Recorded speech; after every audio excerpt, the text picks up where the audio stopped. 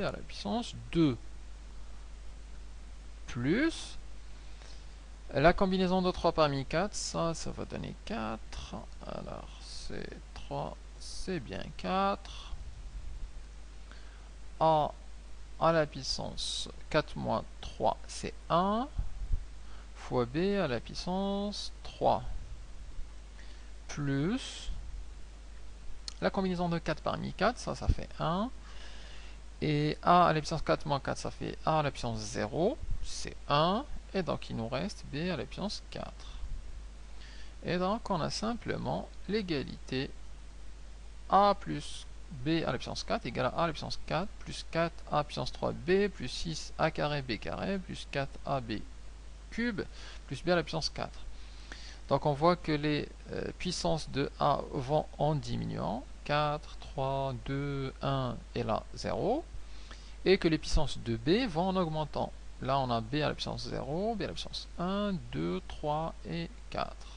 Les coefficients sont des combinaisons de P parmi N. Alors, une partie intéressante concerne le schéma de Bernoulli, qui nous donne en fait un outil assez intéressant pour calculer des probabilités lorsqu'on a une répétition d'expérience. Répétition qui doit être à l'identique. Alors le schéma de Bernoulli où je parlerai de expérience répétée.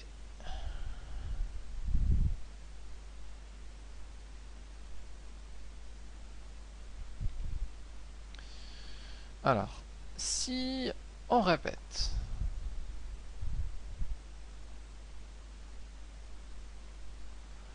n fois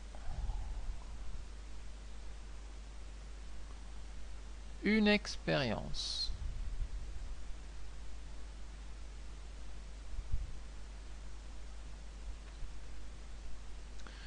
avec une probabilité de succès. Alors une expérience bien évidemment aléatoire, style un lancer de dés, un tirage dans une urne, etc. De probabilité de succès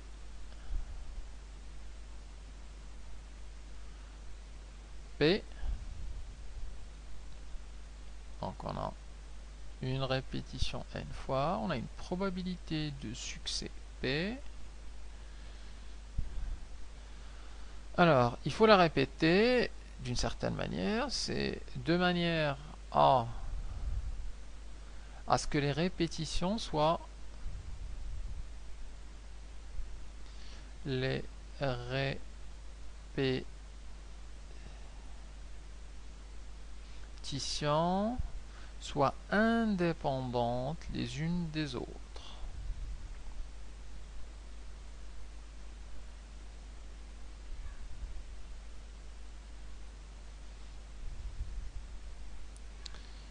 Les unes des autres. Et on a défini ce qu'on voulait dire par indépendante. Ça veut dire que la première expérience n'influe pas la seconde expérience, qui n'influe pas la troisième, qui n'influe pas la quatrième. Exemple simple, je prends une pièce de monnaie et je lance dans l'air une trentaine de fois. Le premier lancé n'influence pas le second lancé, qui n'influence pas le troisième, qui n'influence pas la quatrième, etc., etc. Donc, qui dit que les répétitions sont indépendantes les unes des autres, ça veut dire en fait que les répétitions sont supposées en fait identiques. Que les conditions sont considérées les mêmes pour chaque expérience. Alors, si on répète n fois une expérience de probabilité de succès P de façon à ce que les répétitions soient indépendantes les unes des autres, alors la variable aléatoire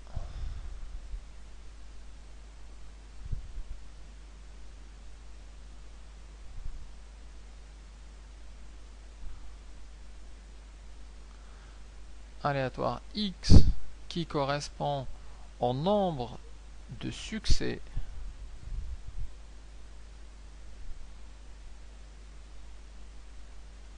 durant ces expériences, cette variable aléatoire suit une loi binomiale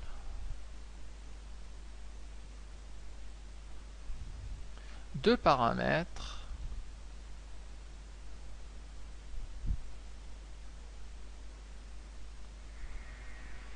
P et N. Et on peut donner la probabilité d'avoir K succès, c'est-à-dire la probabilité d'avoir un nombre fixe de succès. Alors, la probabilité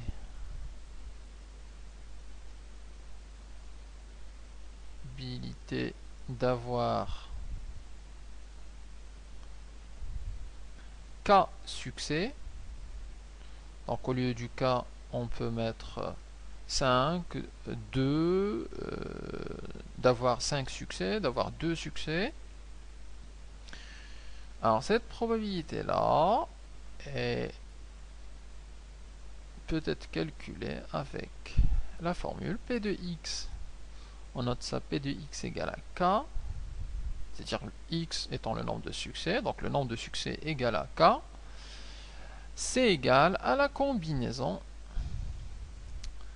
de K parmi N multiplié par la probabilité de succès, le P, à la puissance K multiplié par 1 moins P à la puissance N moins K.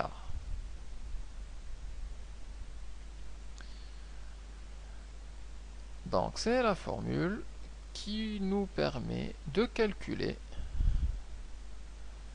lors d'une répétition d'expérience identique, de calculer un certain nombre de succès. Exemple, on lance 10 fois une pièce dans l'air, on voudrait calculer la probabilité qu'on ait 2 fois pile ou 8 fois pile. On peut le calculer à partir de cette formule. Alors, un petit exemple pour illustrer.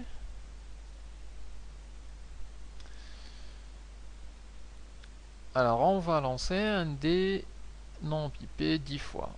On lance un dé non pipé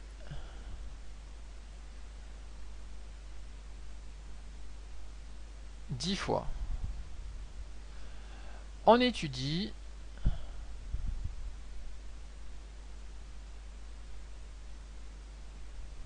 la probabilité d'obtenir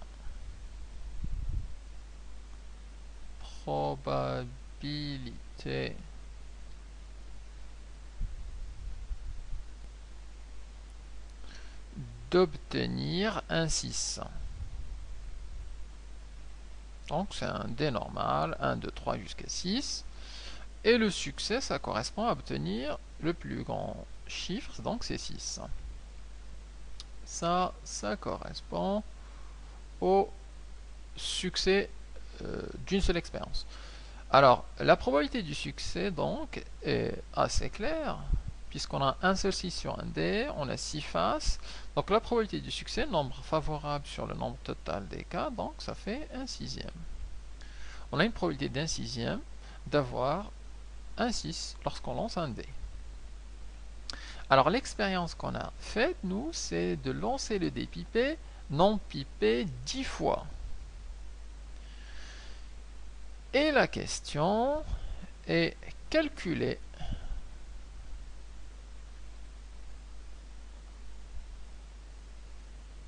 la probabilité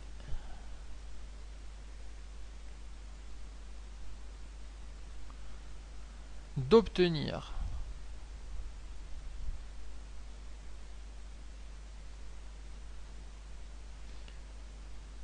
exactement, alors 4 fois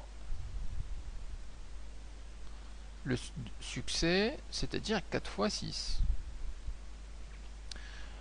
Deuxième question, calculer la probabilité d'obtenir au moins 9 fois le chiffre 6.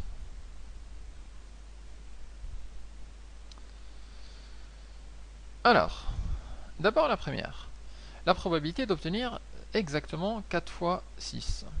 Donc on est sur une expérience qui a un succès à 1 sixième, P égale 1 sixième. On est sur un dé, une expérience répétée 10 fois, donc le n c'est égal à 10. Le P, la probabilité de succès, c'est 1 sixième. Et on nous demande en plus la probabilité d'obtenir exactement 4 fois.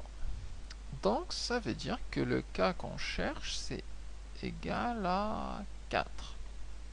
Et donc, ce qu'on va calculer, la probabilité, elle correspond simplement à calculer la probabilité que la variable x, donc le nombre de succès, soit égal à 4. On applique la formule avec k égale 4, n égale à 10 et p égale à 1 sixième. Donc ça va nous donner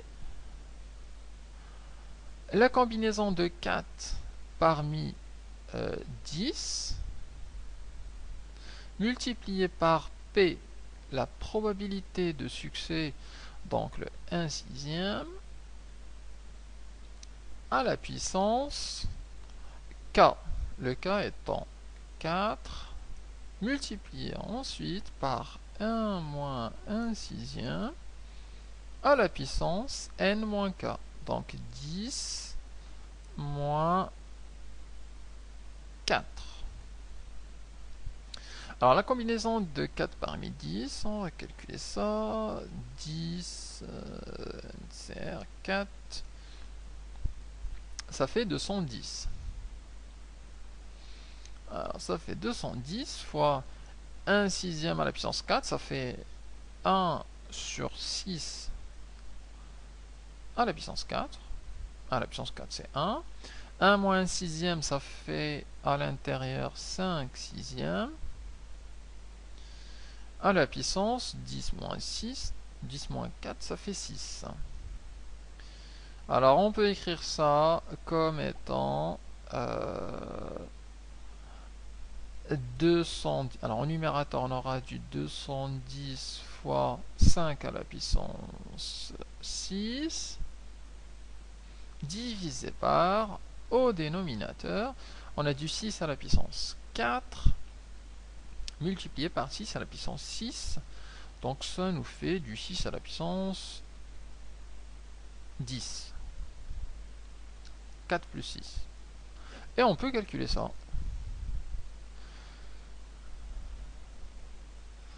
Alors donc la probabilité d'obtenir x égale à 4 est égale à 210 fois 5 à la puissance 6 divisé par 6 à la puissance 10